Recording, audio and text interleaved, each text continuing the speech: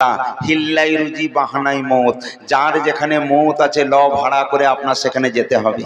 এখন ধরে নিন আপনার সৌদি আরবে মৌত আছে, আপনি বললেন ভাই আমি তো এই 24 পরগনায় থাকি, নাইয়াতে আমি জিন্দেগিতে সৌদি আরবে যাব না, কিন্তু এমন একটা পজিশন আসবে, এমন একটা মৌকা আসবে আপনার যেতে বাধ্য, সে জায়গায় যাবেন, সেখানে গেলে আপনার মৌত হবে, নইলে মৌত হবে না।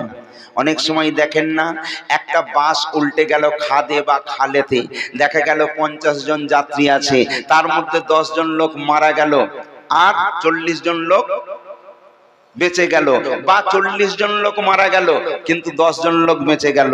তার মানে এ থেকে বুঝে নেওয়া উচিত এই লোকগুলোর এ জায়গায় এতে এদের মৃত্যু নেই, এর অন্য খাদে এর মৃত্যু হবে, আল্লাহ নির্বাচন করে দিয়েছেন।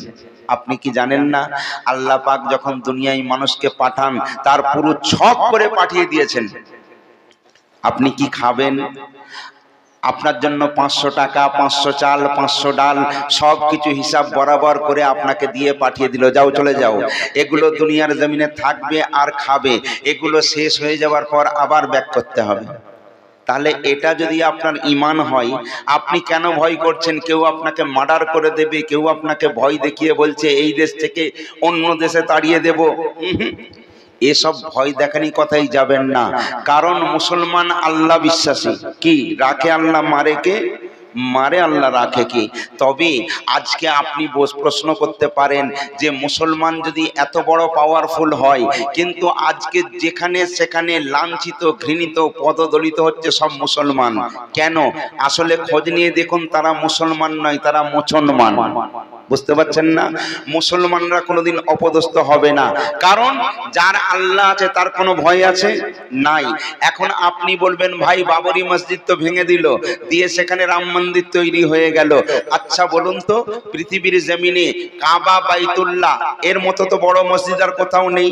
কি আল্লাহর যে কাবা ঘর, তার থেকে বড় আর কোন মসজিদ, বড় কাবা এরকম আর আছে? পৃথিবীর মধ্যে 1 নাম্বার, তাই তো? এই কাবা ঘরের যখন রক্ষণাবেক্ষণের দায়িত্ব ছিলেন আব্দুল মুত্তালিব, মানে নবীর দাদু, সেই সময় কি বাদশাহ, তাবর তাবর কত বাদশাহ এলো আর গেল। আপনি কি নাম শোনেননি? আব্রাহা বাদশাহ ছিল বিরাট বড় বাদশাহ, সারা পৃথিবীর বিভিন্ন প্রান্তরে তিনি যেতেন। সেই আব্রাহা বাদশাহ চিন্তা করলো আমি মক্কাকে দখল নিতে চাই, মক্কাকে আমার কবজাই করে নিতে চাই। মক্কার যখন সমস্ত 10,000 লোকজন সৈন্য সামন্ত নিয়ে, বড় বড় উট, বড় বড় হাতি নিয়ে যখন পদার্পণ করলো, ধ্বংস করার জন্য আগিয়ে এলো, আব্দুল মুত্তালিব চিন্তা করছে আমার পক্ষে যাওয়া সম্ভব নয়। এখন দেখুন, এক জায়গায় যদি 1000 অস্ত্রধারী, ধরুন কোন মিলিটারিরা যদি এসে যায়, তো আপনি একা সেখানে কি করবেন? আপনি কি আপনার ঘর রক্ষা করতে পারবেন? সে তো এসে আপনার ঘরদোর ভেঙে ভেঙে সব জয় করে নিয়ে চলে যাবে, কারণ তাদের পাওয়ার আছে। আব্দুল মুত্তালিবের তো সেই অস্ত্র শস্ত্র কিচ্ছু নেই। আব্দুল মুত্তালিব আল্লাহ পাকের দরবারে সেজদায় মাথা নত করলেন, আল্লাহ পাকের দরবারে হাত তুলে ফরিয়াদ করে বলছেন, এই মাবুদ, এই কাবা ঘরের মালিক হলে তুমি, এই কাবা ঘর যদি সত্যি তোমার হয়ে থাকে, এই কাবা ঘরে আমি যাব না, এই কাবাকে রাখতে হলে তুমিই রাখবে, আর ভাঙতে হলে তুমিই ভাঙবে, এটা তোমার ব্যাপার, তোমার ঘরকে রক্ষা করার জিম্মাদার একমাত্র তুমি। আল্লাহ বললেন, আব্দুল মুত্তালিব কোনো চিন্তা করিস না। দেখুন আল্লাহর মার দুনিয়ার বার, যখন আব্রাহা বাদশাহ বড় বড় লোকজন নিয়ে, বড় বড় হাতি নিয়ে, সৈন্য সামন্ত নিয়ে যখন কাবাকে পুরো ঘিরে ফেললো, চারিদিক থেকে লোকজন কেউ নেই, চিন্তা করলো আরামসে আমরা জয় করে কাবাকে আমাদের দখলে নিয়ে নেব। আল্লাহ পাকের তরফ হইতে ছোট্ট ছোট্ট আবাবিল পাখি, দেখেছেন আবাবিল পাখি? খুব ছোট্ট। আল্লাহ পাক বললেন তৈরন আবাবিল, তাই না? এই আবাবিল পাখি এলো, পাখির মুখে ছোট্ট ছোট্ট পাথরের কণা উপর থেকে যখন বৃষ্টির মতো পড়তে লাগলো, যেখান থেকে ওই পাথরের কণা ঢোকে, এই রকম কপাল থেকে, মাথা থেকে ঢোকে, পেট থেকে বার হয়ে যায়, এত তার ধার, অস্ত্রের থেকে বেশি ধার, যে যেখানে পড়লো আর মরল, একটা লোকও বাঁচলো না। আব্রাহা বাদশাহ পর্যন্ত নাস্তে নাবুদ হয়ে গেল। তাহলে আল্লাহর ঘরকে আল্লাহ বাঁচিয়েছেন কি গো? বাঁচাননি? বাঁচিয়েছেন। কিন্তু আসলে আপনার মনে হবে তাহলে বাবরি মসজিদ কেন বাঁচালো না? মনে প্রশ্ন জাগতে পারে। এখন একটা কথা বলুন তো, এখন আপনার সঙ্গে আমার সম্পর্ক খুব মহব্বতের, কিন্তু আপনি যদি শোনেন আপনার ছেলের ঠ্যাং আমি ভেঙে দিয়েছি, ওই মহব্বত থাকবে তো? থাকবে? থাকবে না। কিন্তু আপনার সঙ্গে আমার সম্পর্ক নেই, আপনাকে আমি জানি না, চিনি না, আপনার ছেলে আপনার কলিজার টুকরা। একদিন আপনার ছেলে বাড়িতে ফিরেছে, একটা ছেলে দাঁড়িয়ে আছে, আপনি জিজ্ঞেস করছেন আজকে বিরিয়ানি হয়েছে, খেয়ে নে।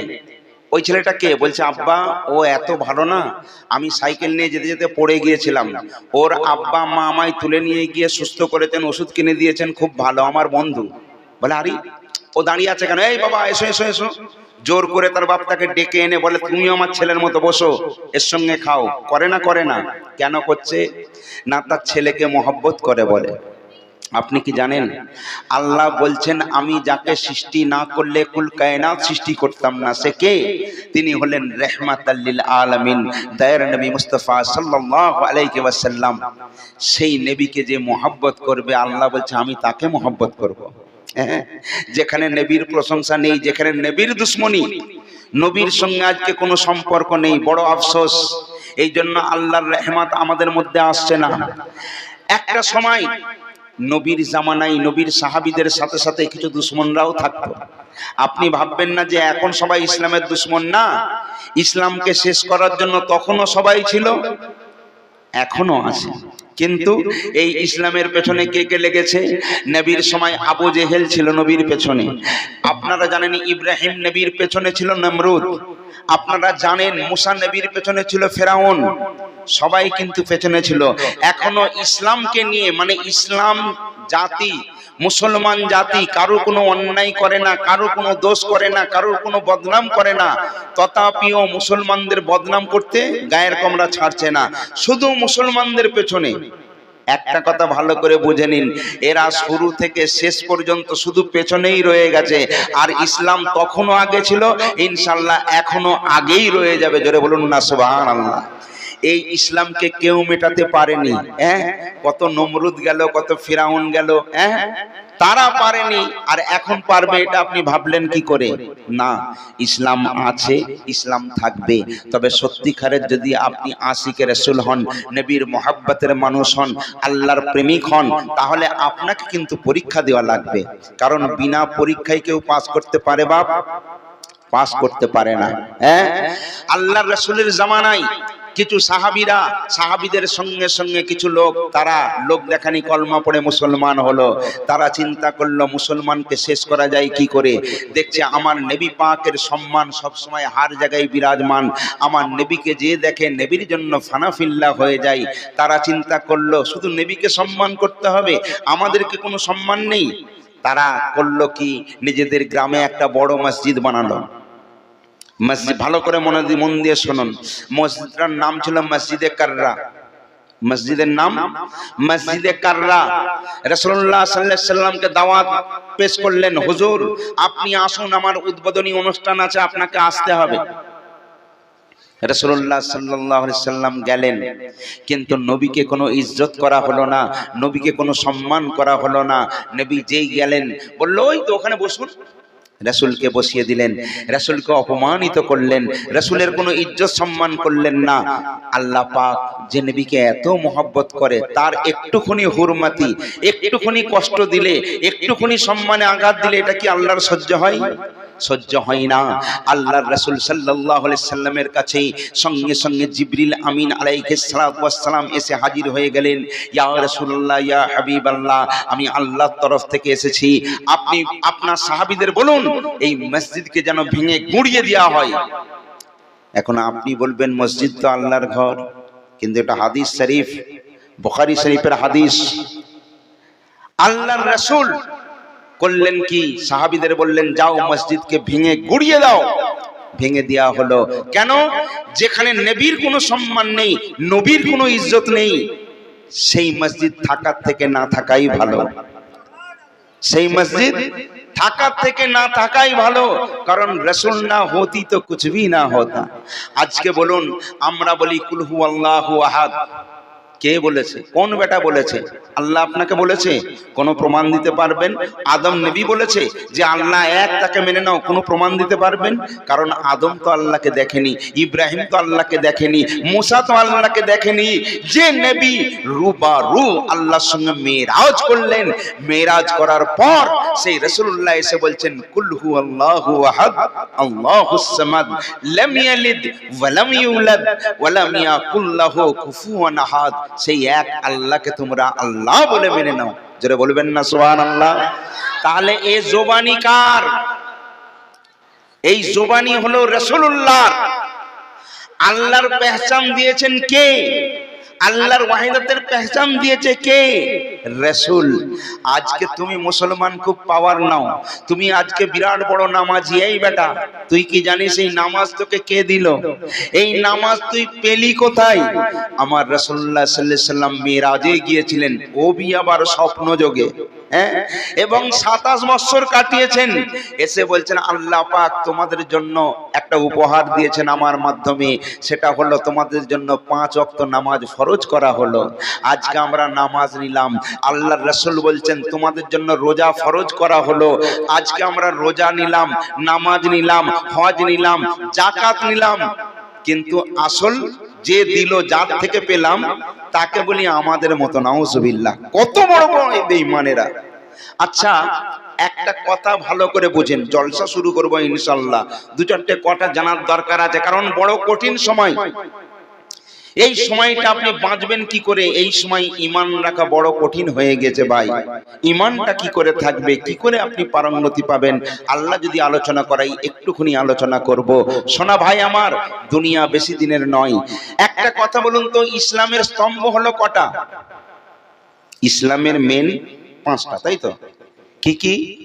কলমা, নামাজ, রোজা, হজ, যাকাত। ঠিক বললাম না ভুল বললাম? 5টা, তাই তো? প্রথমে আবার বলে দিই, কলমা, নামাজ, রোজা, হজ, যাকাত, তাহলে 5টা। এখন বলুন, আপনি যদি 2তলা বাড়ি বানাতে চান, তাহলে ভিতটা তো 2তলার মতোই দিতে হবে। আপনি যদি উপরে 2টো ইট বিছিয়ে দিয়ে তার উপরে 1তলার ভিত না দিয়ে ওই 1তলা ঘর করে তার উপরে আবার যদি 2তলা চাপান, ওই 2তলা ঘরটা টিকবে? ভেঙে যাবে না? যাবে না? ভেঙে যাবে। 5তলার বিল্ডিং করতে গেলে ফাউন্ডেশন ভালো করতে হবে। ভালো করে বুঝুন, এইখানে যে সুন্দর করে স্টেজ করা হয়েছে, ভালো করে খুঁটি পোঁতা হয়েছে, তবে এইটাকে সুন্দর করে এ ভর নিতে পেরেছে, তাই আমি উঠে বসেছি, কোনো অসুবিধে নেই।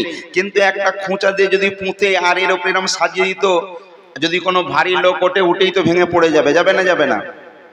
এখন বলুন, আপনারা বলবেন, তাহলে ইসলামের মেন খুঁটি হলো 5টা, কলমা, নামাজ, রোজা, হজ, যাকাত। তাহলে ভিত যদি ঠিক না থাকে, সব ঘর ভেঙে যাবে, থাকবে না। আপনারাই বলছেন যে ইসলামের মূল মন্ত্র হলো কলেমা, ইসলামের যেটা মূল। আজ বলুন, এই কলমা মুসলমানের কাছে আছে তো? কি গো, এই কলমা আছে? ছেড়ে দিয়েছে। কাকে দিয়েছেন? ভিখারিদেরকে দিয়েছে। হ্যাঁ, ওই ভিক্ষার গান করে দিয়েছে। মুসলমানদের কাছে কলমা নেই। প্রত্যেকটা মানুষ আগে যখন নামাজ পড়তে বলতো সুবহান রাব্বিকা রাব্বিল ইজ্জাতি আম্মা ইয়াসিফুন ওয়া সালামুন আলাল মুরসালিন ওয়াল হামদুলিল্লাহি রাব্বিল আলামিন, আমিন, বাহাক্কি লা ইলাহা ইল্লাল্লাহু মুহাম্মাদুর রাসূলুল্লাহ। বুঝলেন না? কিন্তু এখন এই কলমা আলেমরাও কিন্তু বলে বাবা, এই লা ইলাহা ইল্লাল্লাহ মুহাম্মদ রাসূলুল্লাহ এত পাওয়ারফুল কলমা, পাল্লার একদিকে যদি চাপানো হয় আর অন্য পাল্লার ওদিকে যদি তামাম পৃথিবীর সমস্ত সওয়াব পুণ্যকে রাখা হয়, তাহলে কলমার পাল্লাই ভারী হয়ে যাবে। জোরে বলুন সুবহানাল্লাহ। কিন্তু আজকে এই কলমা কেউ পড়ে না।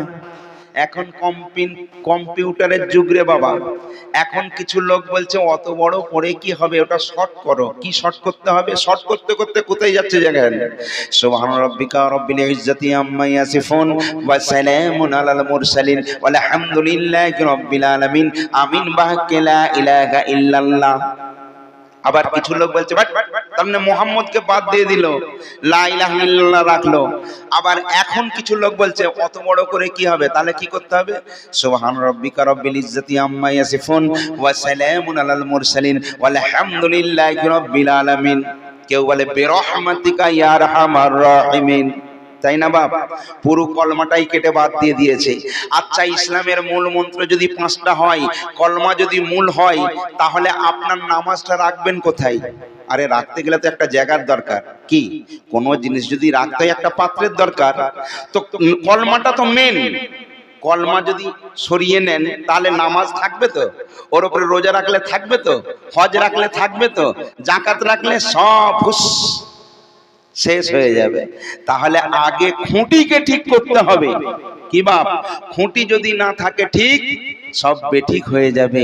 নবীর মোহাব্বতে আপনি নামাজ পড়ুন, নবীকে ভালোবেসে নামাজ পড়ুন।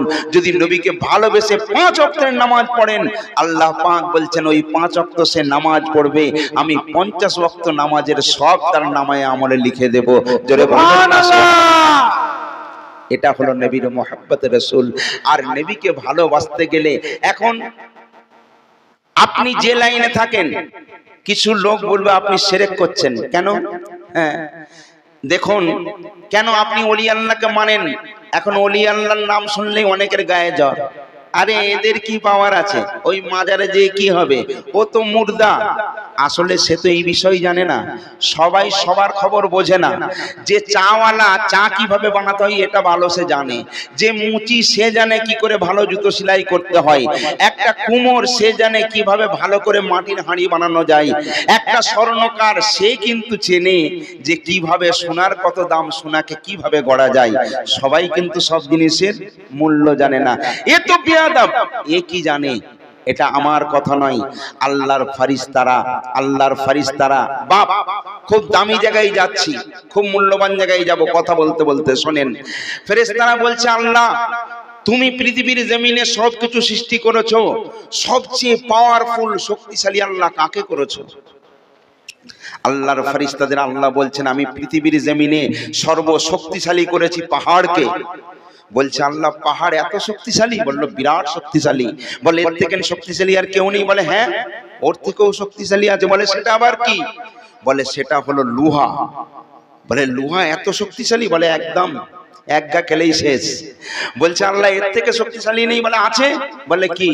বলে লোহার থেকে শক্তিশালী করেছি আমি আগুনকে। বলছে তাই? তাহলে আগুনের থেকে শক্তিশালী আর কিছু নেই? বলে হ্যাঁ। বলে সেটা কি? বলে আগুনের থেকেও আমি শক্তিশালী করেছি পানিকে। দেখেননি? পানির অপর নাম জীবন। পানি খেলে জান ভরে যায়, তাই না? পানি দিয়ে গায়ে মারলে, ছিটালে আপনার কি জাড় পায়, ঠান্ডা পায়, পায় না? ও ঠান্ডা লাগছে। আবার ওই পানি দিয়ে আপনাকে আস্তে করে মারবো, আপনার মাথা ফেটে চৌচির হয়ে যাবে। কি গো, হয় না? পানির ভিন্ন ভিন্ন রূপ হয় না?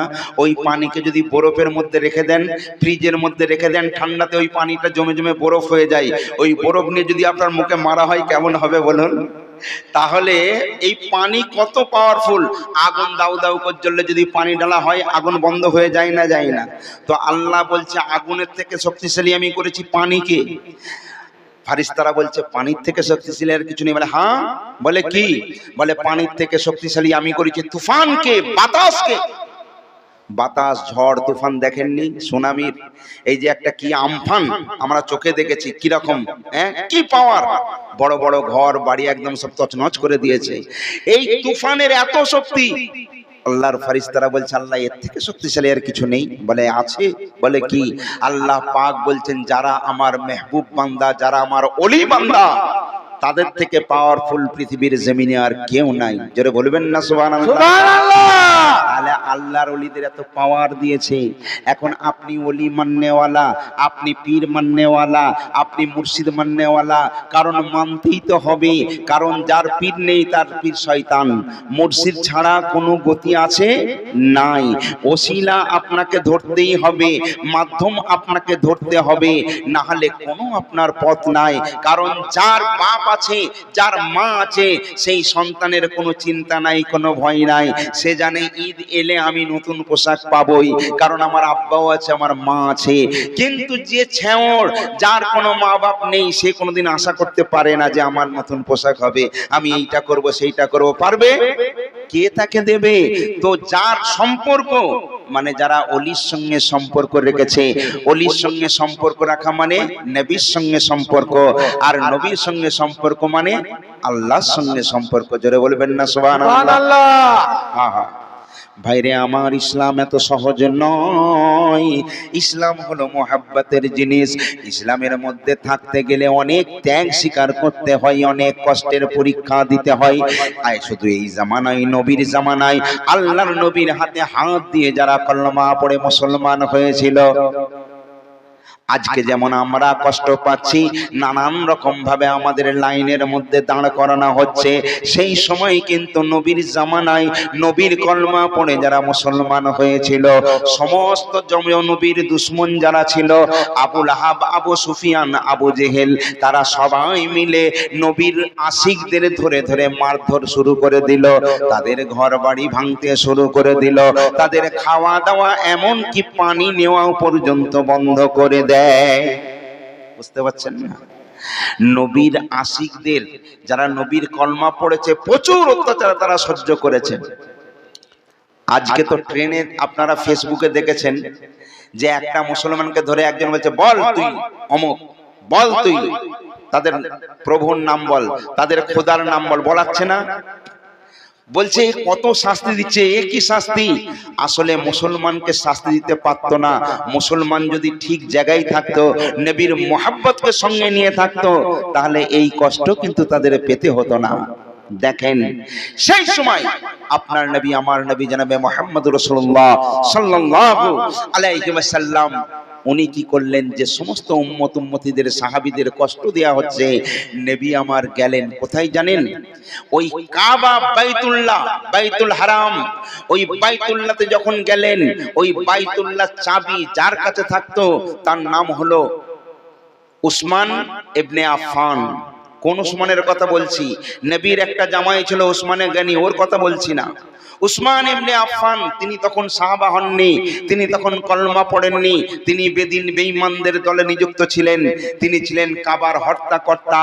ওই কাবা ঘরের চাবি তার কাছে ছিল।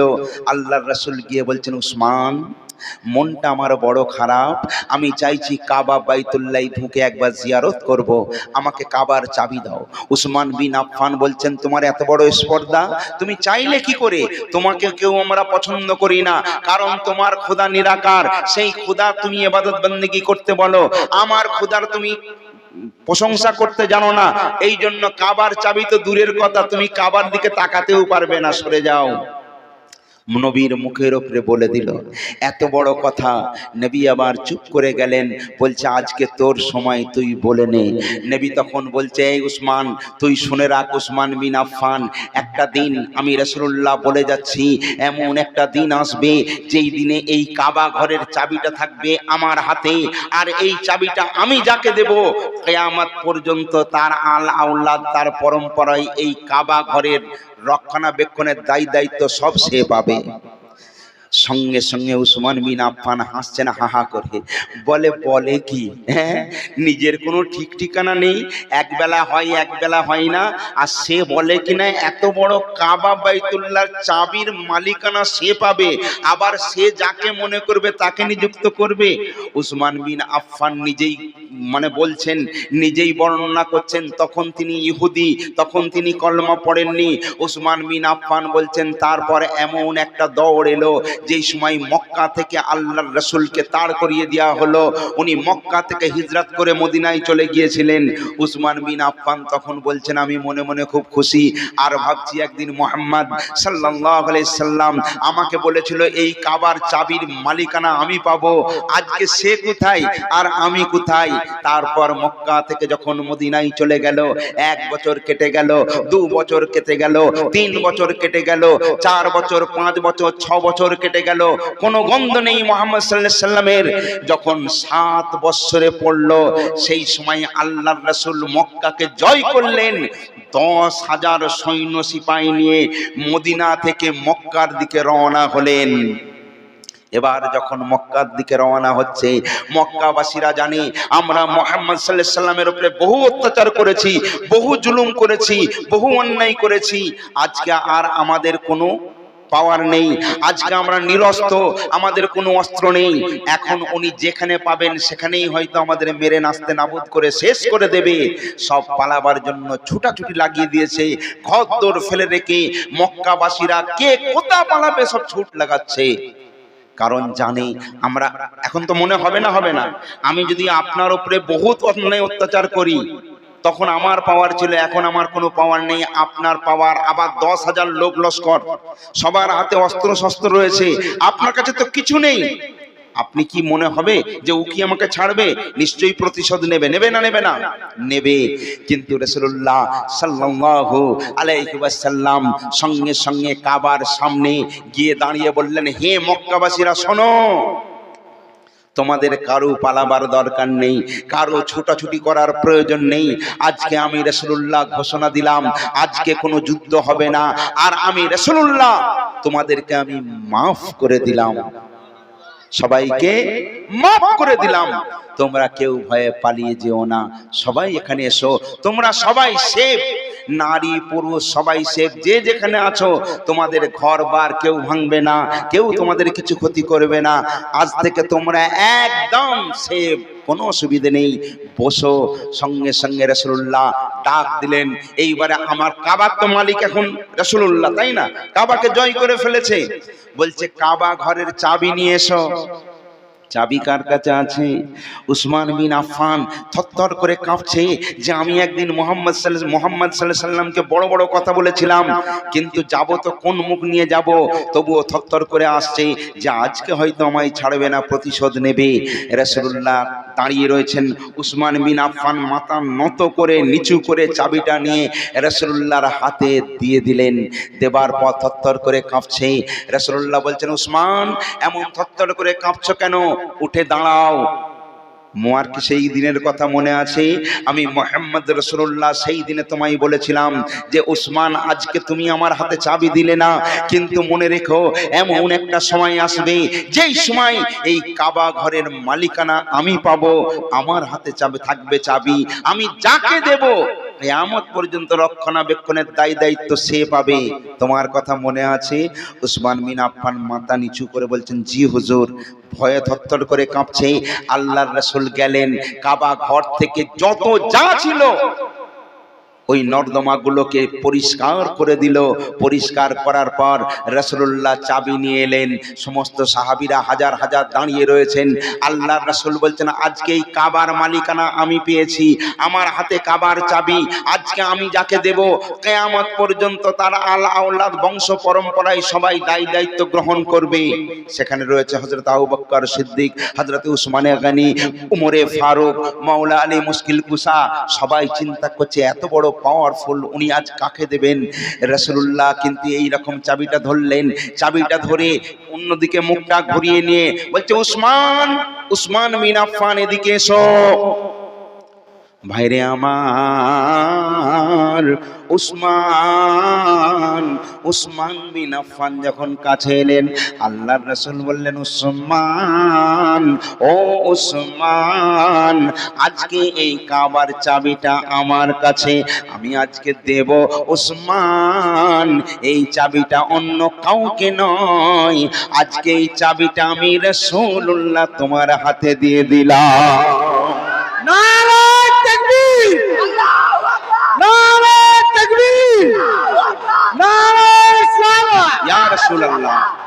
ভাইরে আমার, সঙ্গে সঙ্গে উসমান বিন আফফান যেই রাসূলুল্লাহ চাবিটা দিয়ে দিলেন, উসমান বিন আফফান দেরি না করে সঙ্গে সঙ্গে দাঁড়িয়ে গিয়ে বলছেন, আশহাদু আল্লা ইলাহা ইল্লাল্লাহু ওয়া আশহাদু আন্না মুহাম্মাদান আবদুহু ওয়া রাসূলুহু।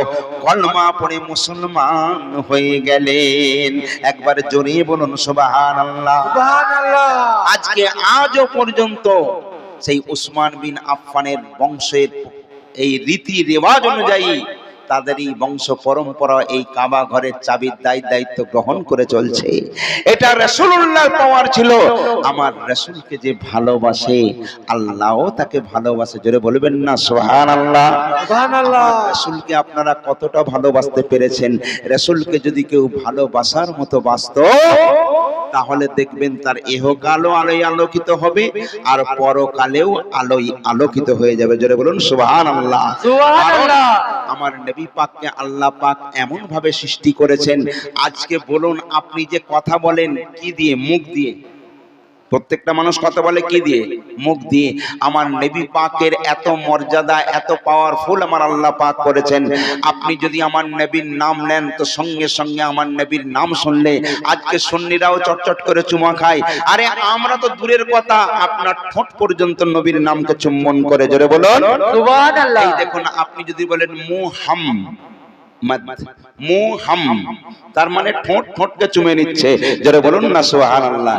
এই জন্যই আমি একটা জায়গায় লিখেছি, বড়ই মধুর লাগে মোর প্রিয় নবীর নাম, বড়ই মধুর লাগে মোর প্রিয় নবীর নাম, আর তার থেকে লাগে ভালো। আমার নবীর নাম তো ভালোই লাগে, তাই না? কিন্তু আর তার থেকে লাগে ভালো দরুদ সালাম নবীর, দরুদ সালাম নবীর, দরুদ সালাম।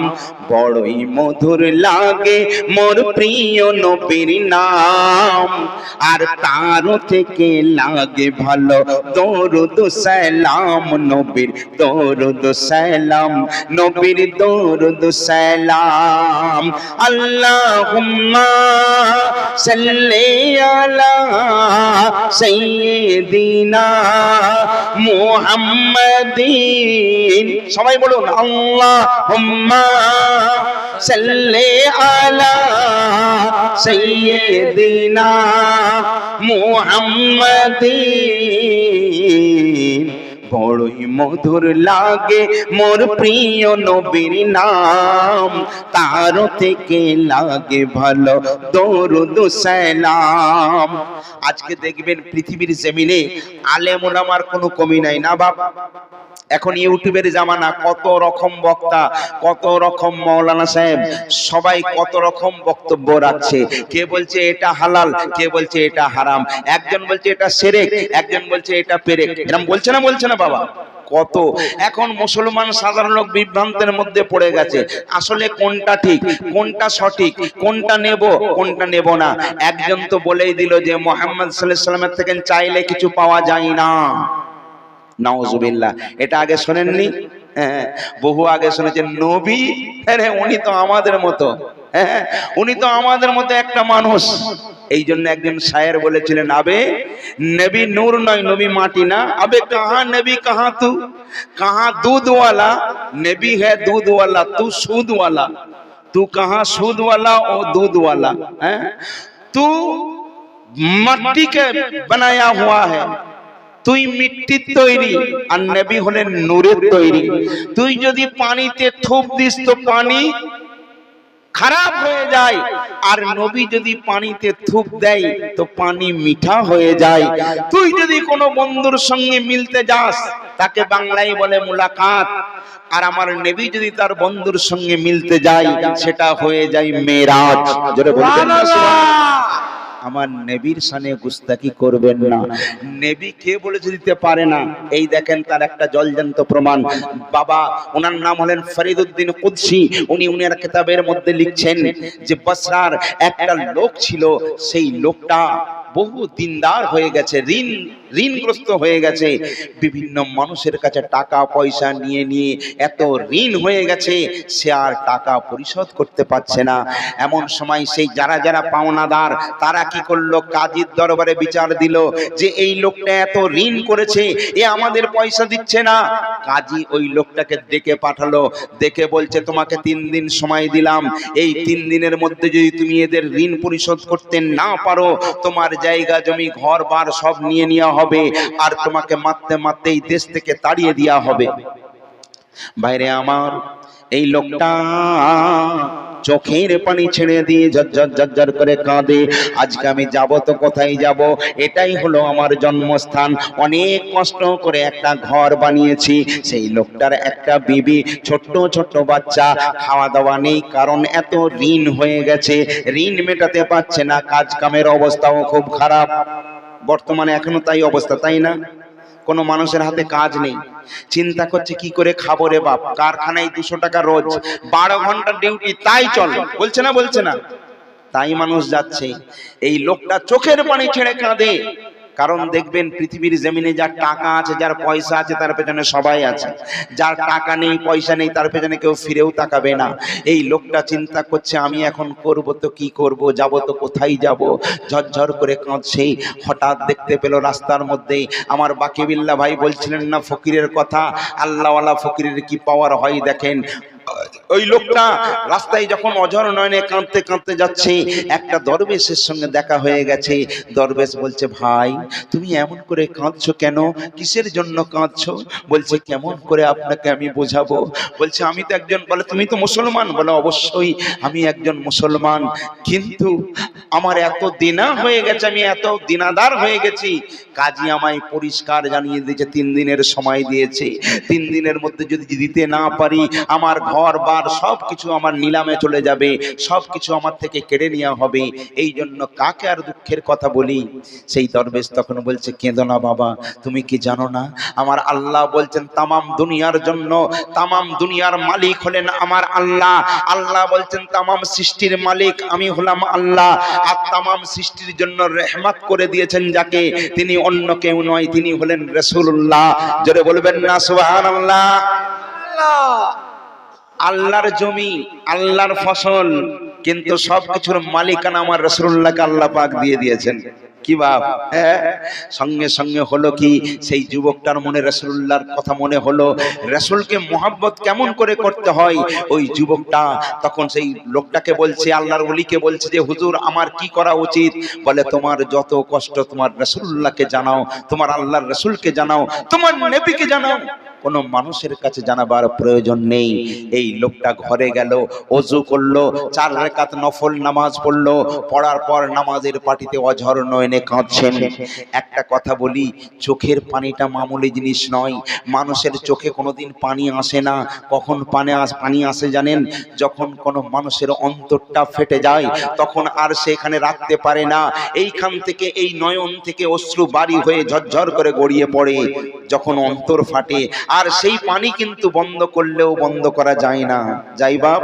তো যখন মানুষের অন্তর ফাটে, আর কেউ যদি আল্লাহ পাকের দরবারে, এই জন্য আল্লাহ বলেন আমি বান্দার চোখের পানিকে খুব পছন্দ করি, তবে অন্তর দিয়ে যদি কাঁদেন, অন্তর দিয়ে যদি ডাকেন, আল্লাহর ভয়ে যদি কাঁদেন, নবীর মহব্বতে কাঁদেন, তবেই কিন্তু আপনার চোখ থেকে পানি বার হবে, নইলে কিন্তু বার হবে না। এই যুবকটা আল্লাহ পাকের দরবারে হাত তুলেছেন আর বলছেন ইয়া রাসূলুল্লাহ, ইয়া হাবিবাল্লাহ, আজকে আমার পৃথিবীর জমিনে কেউ নাই, পৃথিবীর জমিনে কেউ নাই। ইয়া রাসূলুল্লাহ, ইয়া হাবিবাল্লাহ, কারণ আপনার বলতে দেরি, আল্লাহর কবুল করতে দেরি নয়। রাসূলুল্লাহর দরবারে কাঁদছেন, এত কান্না কাঁদছেন, এত কান্না কাঁদছেন, কাঁদতে কাঁদতে প্রায় রাত 3টে 3:30 বেজে গেছে। চোখের মধ্যে ঘুম এসে গেছে। ওই যুবকটা ঘুমিয়ে পড়েছে। হঠাৎ স্বপ্নের মধ্যে, খ্বাবের মধ্যে দেখছেন আপনার নবী, আমার নবী জনাবে মুহাম্মদুর রাসূলুল্লাহ সাল্লাল্লাহু আলাইহি ওয়াসাল্লাম সেইখানে এসে হাজির হয়ে গেলেন। সঙ্গে সঙ্গে যুবকটা চোখ তুললেন, দেখলেন তার সামনে কালি কামলিওয়ালা রাসূলুল্লাহ তার সামনে দাঁড়িয়ে। সঙ্গে সঙ্গে ওই যুবকটা পায়ের মধ্যে জড়িয়ে ধরে, রাসূলের কদমে জড়িয়ে ধরে হাউ হাউ করে কেঁদে বলছে ইয়া রাসূলুল্লাহ, ইয়া হাবিবাল্লাহ, আজকে আপনি এসেছেন।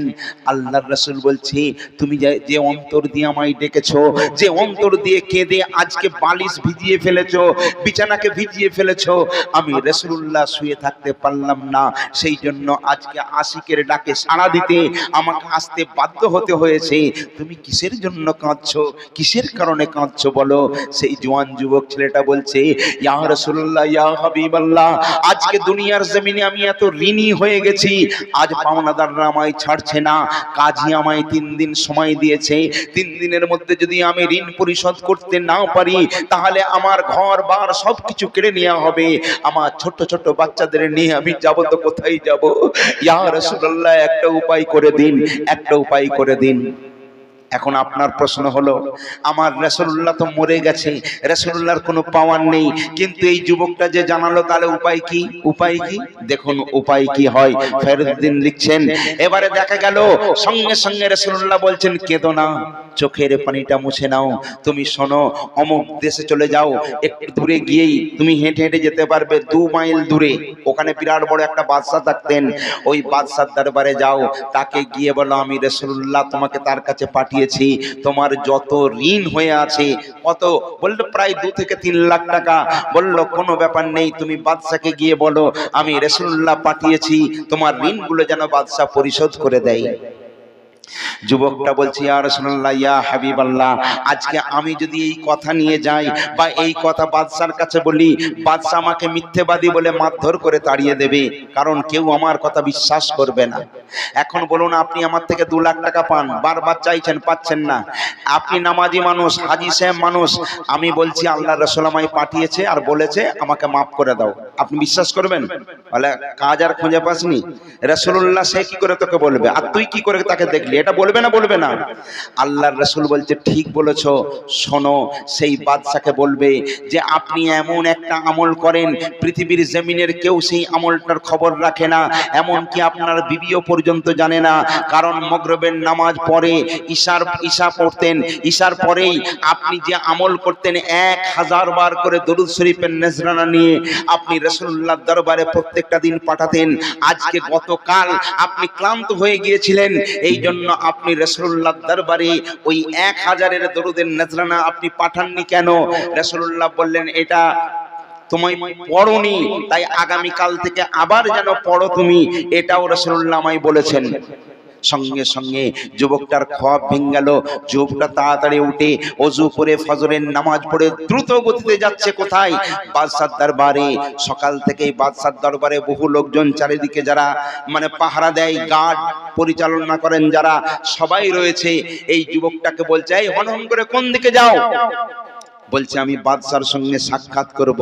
বলে এত বড় স্পর্ধা, সকাল সকাল তুমি বাদশার দরবারে সাক্ষাৎ করবে, কি দরকার? আগে আমাদের বলো।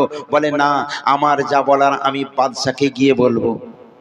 সব লোকজন বলছে আমাদের বলবে না। বলে না, তর্কাতর্কি হচ্ছে। বাদশাহ তখন ফজরের নামাজ পড়ে তাসবিহ তাহলিল করছিলেন। আস্তে করে উপর দিকে এসে দেখছেন গন্ডগোল হচ্ছে। বলছে এই ওখানে কি গন্ডগোল হচ্ছে? সবাই বলছে জাহাপানা, এই লোকটা কি একটা খবর বলবে, আমাদের বলবে না, আপনার সাথে বলবে। বলছে ঠিক আছে, ওকে নিয়ে আসো। এবারে বাদশার সঙ্গে কথা বলা তো চারটিখানি কথা নয় বাপ, কারণ তার মনে কি আছে, বন্দুক আছে কি, গুলি আছে, বম আছে কি, পিস্তল আছে, লোক জানবে কি করে? বাদশার লোকজন এক এক করে তার সঙ্গে জড়ো হয়ে সবাই গেলেন, বাদশার কাছে গেলেন। যাবার পর বাদশা বলছে তুমি কে? বাদশাকে বলছে আপনি আমাকে চিনবেন না, কিন্তু আমি নিজের ইচ্ছাই আপনার কাছে আসি না। বলে তার মানে? বলে আল্লাহর রাসূল আমায় বলেছেন যাও বাদশার কাছে যাও, কারণ বাজারে আমার 3 লাখ টাকা দেনা হয়ে গেছে, এই 3 লাখ টাকা আপনাকে পরিশোধ করে দিতে হবে। বাদশা বলছে, চমকে উঠলেন, কি বলছো তুমি? রাসূলুল্লাহ তোমায় পাঠিয়েছেন? বলছে হ্যাঁ। বলছে রাসূলুল্লাহ তোমায় পাঠিয়েছেন, মিথ্যে কথা আর খুঁজে পাও না? সঙ্গে সঙ্গে যুবক বলে বাদশা রাগান্বিত হবেন না, রাগান্বিত হবেন না বাদশা। আচ্ছা বলুন বলুন, দুনিয়ার জমিনে এমন আপনি একটা আমল করেন যেই আমলটা পৃথিবীর জমিনে কোনো মানুষের জানার ক্ষমতার বাইরে, কিন্তু আপনিও কাউকে বলেননি, এমনকি আপনার সঙ্গী আপনার বিবি জান পর্যন্ত সেই আমলটার খবর রাখে না। বাদশা বলছে আমি তো একটা আমল করি, এর খবর কেউ জানে না, কিন্তু তুমি কি করে জানলে? বলে আল্লাহর রাসূল আমায় বলেছেন তুমি প্রত্যেকদিন ঈশা বাদ 1000 বার করে দরুদ শরীফের নজরানা আমার রাসূলুল্লাহর দরবারে তুমি পাঠাতে। সুবহানাল্লাহ। বাদশা চমকে উঠলেন, বলে শোনেন বাদশা, আগামী কাল গতকাল যে চলে গেল ওই রাতে রাসূলুল্লাহ আমায় বলেছেন বাদশা প্রত্যেকদিন আমার দরবারে 1000 বার করে দরুদ নজরানা পাঠাতো, কিন্তু কালকে ক্লান্ত হয়েছিল বলে আমার দরবারে দরুদ শরীফের নজরানা পাঠায়নি। এই কথা বলার সঙ্গে সঙ্গে বাদশা জাহাপানা ওই লোকটাকে বুকের মধ্যে জাপটে ধরে বলছেন ভাইরে তুমি ঠিক বলেছো, তুমি সত্য বলেছো, আমার রাসূলুল্লাহ নিশ্চয়ই তোমায় পাঠিয়েছেন, নইলে এই খবরটা পৃথিবীর জমিনের কারো জানার মানে আওতার বাইরে। শোনো, আজ থেকে তোমার কোনো টেনশন নেই, আমি ভান্ডার খুলে দিলাম, তোমার যত অর্থ টাকা পয়সা যা চাই সব নিয়ে যাও, কিন্তু দেখবেন যে আল্লাহর হয়ে যায়, আল্লাহ তার হয়ে যায়, তাদের যতটা প্রয়োজন ততটা নেই, তার বেশি একটু নেই না। এই যুবকটাকে পুরো ভান্ডার খুলে দেওয়া হলো। কিন্তু উনি নিল না, মাত্র ওনার যতটা দেনা ছিল সেই মতো ওই রকম পয়সা অর্থ নিয়ে উনি চলে আসছেন। এসে সঙ্গে সঙ্গে চলে গেলেন কাজীর দরবারে। একদিন পরেই কাজীর দরবারে পৌঁছে গেছে। কাজী তো বলেছিল 3 দিনের মধ্যে দিতে হবে। এমন সময় ওই যুবকটা কাজীর দরবারে গিয়ে ঠক ঠক করে আওয়াজ দেয়। তার আগে কাজী সাহেব দাঁড়িয়ে রয়েছেন। সঙ্গে সঙ্গে যুবক বলছেন, কাজী সাহেব 3 দিন আপনি আমায় সময় দিয়েছিলেন, আজকে আমি 3 দিন নয় 1 দিন পরে 1 দিনের মধ্যে সমস্ত টাকা নিয়ে হাজির হয়ে গেছি। কাজী সাহেবের সামনে সমস্ত পাওনাদাররা বসে রয়েছে। ওই কাজী সঙ্গে সঙ্গে যুবককে জাপটে ধরলেন, জাপটে ধরে চটচট করে চুমা খাচ্ছেন আর চোখের মধ্যে হাত বোলাতে থাকেন। যুবকটা বুঝতে পারছে না। যুবককে কাজী জিজ্ঞেস করছে, আচ্ছা বলো কেমন করে এই টাকাটা তুমি পেলে? বলে, আল্লাহর রাসূল দিদার দিয়ে আমায় বলেছিলেন যাও যাও বাদশার দরবারে যাও। আমি রাসূলের কথা বলতে বাদশা সমস্ত টাকা পয়সা আমার দিয়ে দিয়েছে, আজকে আমি টাকা দিতে এসেছি। কাজী বলে, এই খবরটা আমি জানি, কারণ রাসূলুল্লাহ তোমাকে দিদার দেওয়ার পর আমাকেও দিদার দিয়ে বলেছিল, ওরে কাজী আমার বাচ্চাকে, আমার বাচ্চার টাকা পয়সা আমি রাসূলুল্লাহ ম্যানেজ করে দিয়েছি, তুইও ম্যানেজ করে দিস। কাজী তখন বলছেন, ভাই তোমার টাকা তুমি রেখে দাও, এই পাওনাদারদের দেওয়া লাগবে না, এই পাওনাদারদের সমস্ত টাকা আমি কাজী নিজে দিয়ে দেব। পাওনাদাররা বলছে, ও ভাইজান শোনেন, কাজীকে বলছে, কাজী আপনি আপনার পয়সা রাখুন। সমস্ত পাওনাদাররা একভাবে চিৎকার করে বলে, না না না, আমাদের পয়সার প্রয়োজন নেই। আল্লাহর রাসূল যাকে দিদার দেয় কতই না তার ভাগ্য বড় হয়ে যায়। আজকে এই ভাইকে যদি একবার এর নয়নের মধ্যে চুমা আমরা দিতে পারি, আমাদের জীবনখানা ধন্য হয়ে যাবে। যাও যাও ভাই, আমাদের সমস্ত ঋণ তোমাকে মাফ করে দিলাম, আর দুনিয়ায় যতদিন বেঁচে থাকবে যা কিছু প্রয়োজন হবে একবার বলার দরকার, সঙ্গে সঙ্গে আমরা হাজির হয়ে যাব। সুবহানাল্লাহ। এ থেকে কি শিক্ষা নিলেন? যে রাসূলকে ভালোবাসে তাকে তামাম দুনিয়ার মাখলুক ভালোবাসবে।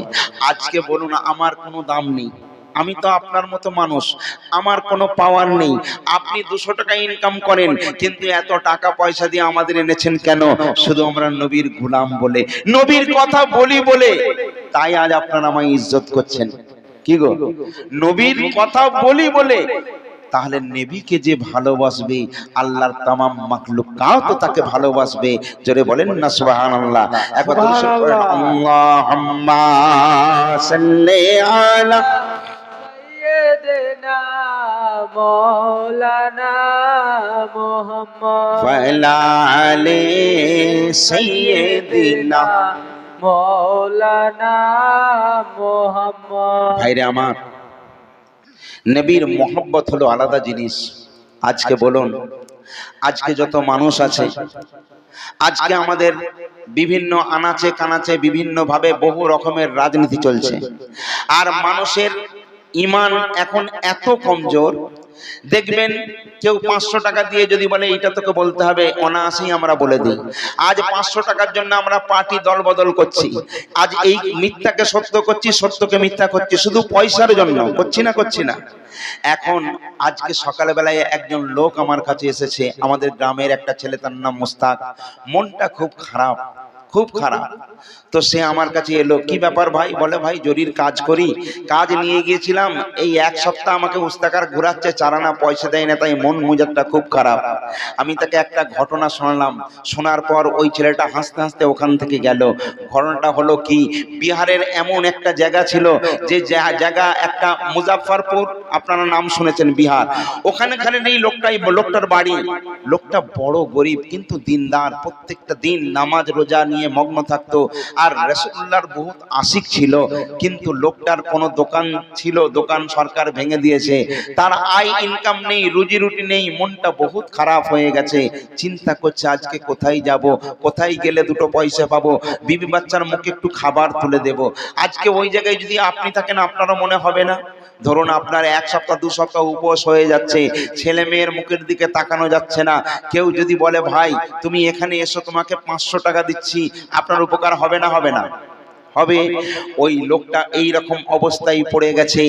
ওকে কিছু সাংবাদিকরা গিয়ে ধরেছে, ওই বিহারের লোকটাকে ধরে বলছে শোনো, তুমি বহু কষ্টের মধ্যে আছো, একদিন তোমার খুব আনন্দের সঙ্গে জীবনযাপন হয়েছে, এখন তো তোমার দোকান টোকান সব ভেঙে দিয়েছে, তোমার অবস্থা খুব খারাপ, বাচ্চারা খেতে পায় না, তুমি এক কাজ করো, তুমি আমাদের ধর্মে চলে এসো, আর মোহাম্মদের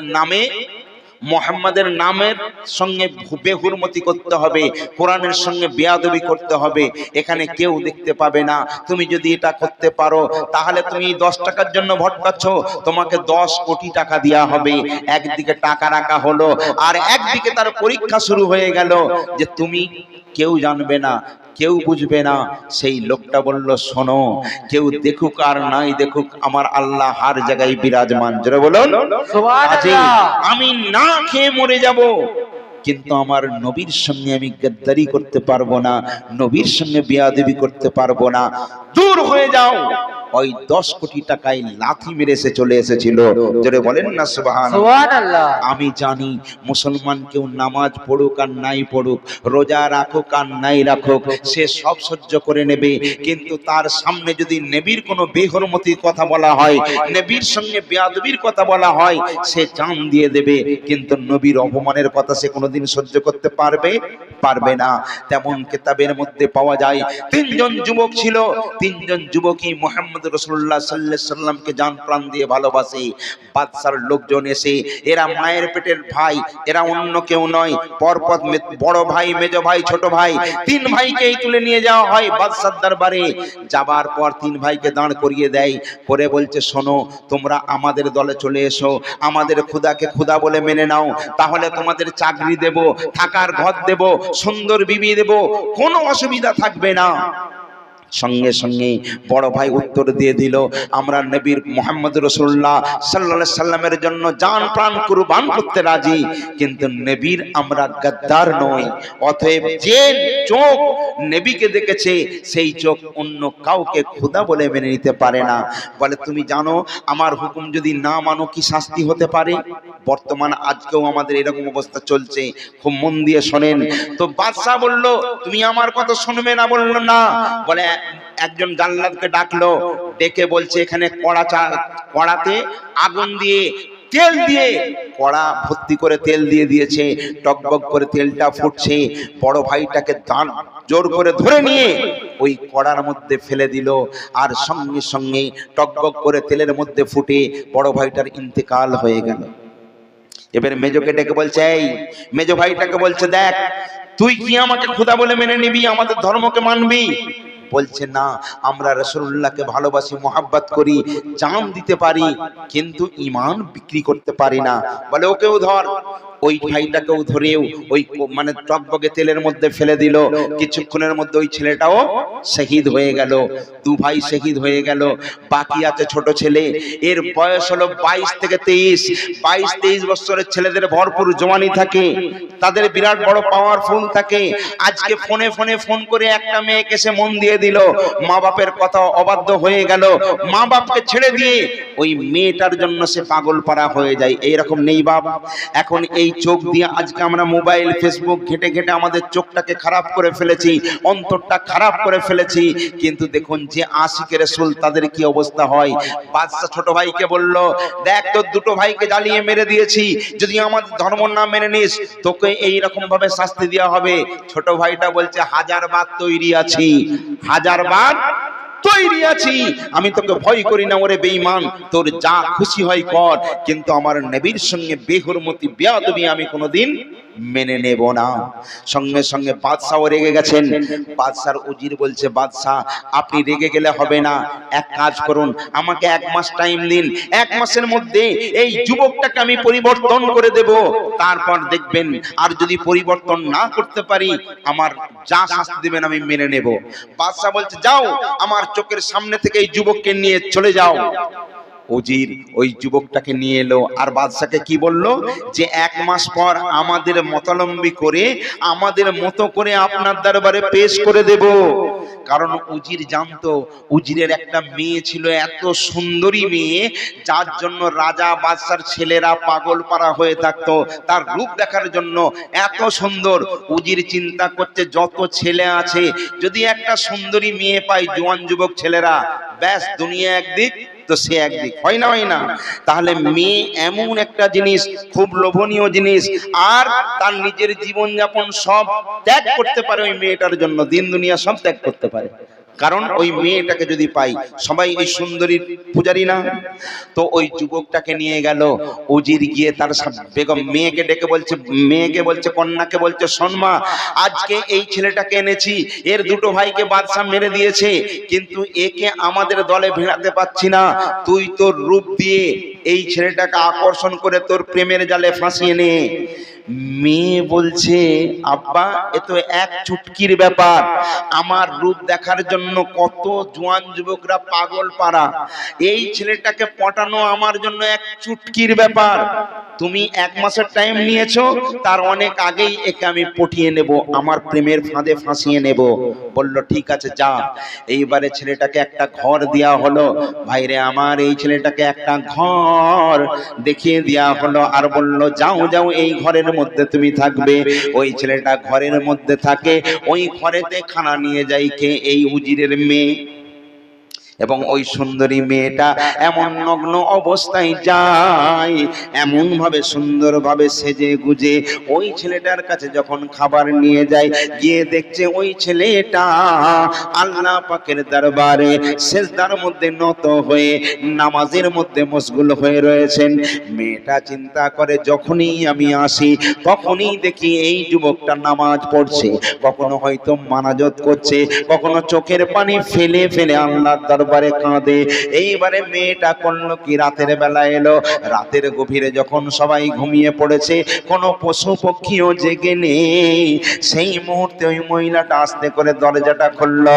দরজা খুলে যুবকের কাছে গেল, তখন দেখে যুবক সেজদার মধ্যে গিয়েছে, আর সেজদা থেকে মাথা তুলছে না। 1 ঘন্টা পর আবার সেজদা থেকে মাথা তুললো, আবার নামাজের মধ্যে ঢলে গেল। মেয়েটা 1 দিন 2 দিন করতে করতে 1 মাস পুরো পার হয়ে গেল। ওই ছেলেটার সঙ্গে কথা বলতে পারছে না। ওই মেয়েটা রেগে গিয়ে বলছে, এই জওয়ান যুবক ছেলে শোনো, আজকে আমার একটা এই রূপটা দেখার জন্য সারা দুনিয়া পাগল, আজকে তোমাকে পাবার জন্য আমি 1 মাস ধরে তোমার ঘরের মধ্যে আসছি, আনাজানা করছি, সর্বদাই তোমার দিকে নজর রাখছি। তোমার দিলে কি একটুও প্রেম নেই? তোমার দিলে কি একটুও মোহাব্বত নেই? তোমার কি দিল বলে কিছু নেই?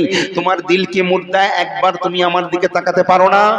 ওই জওয়ান যুবক ছেলেটা মাথা নিচু করে বলছে, আমি রাসূলুল্লাহকে এই নজরে দেখেছি, যে নজর দিয়ে রাসূলুল্লাহকে দেখেছি, এই নজর অন্য কাউকে আর দেখতে পারে না। জোরে বলুন না সুবহানাল্লাহ। নারে তাকবীর, নারে তাকবীর। বাইরে আমার, ওই জওয়ান যুবক ছেলেটা বলে, আমার ধর্ম হলো ইসলাম, আমার নবীর নাম হলো মুহাম্মদুর রাসূলুল্লাহ, আল্লাহ আমার মালিক, আল্লাহ আমার রব, নবী আমার সব, আমি নবীর মুহাব্বতে সর্বদাই থাকি। খবরদার আল্লাহর কাছে আমি সর্বদাই পানা চাই, মাবুদ এই সমস্ত কুযন্ত্রণা কুচক্র থেকে আপনি আমাকে হেফাজত করুন। ওই ছেলেটার কথা শুনি ওই জওয়ান যুবতী মেয়েটা বলছে, আজকে আমি হক সাক্ষী দিয়ে বলতে পারি, তোমার আল্লাহ হক, তোমার ইসলাম হক, তোমার নবী হক, তোমার ধর্ম হক, এবং তুমিও হলে হক। আজকে ও জওয়ান যুবক ছেলে আমার বাপের হয়তো ফাঁসি হয়ে যেতে পারে, কারণ আমার বাপ বাদশার সঙ্গে কথা ওয়াদা করে এসেছিল এই ছেলেটাকে আমাদের দলে নিযুক্ত করব, তোমাকে তো কেউ নিযুক্ত করতে পারবে না। জওয়ান যুবক বলে জান দিয়ে দেব, কিন্তু ঈমান কাউকে আমরা বিক্রি করতে পারি না।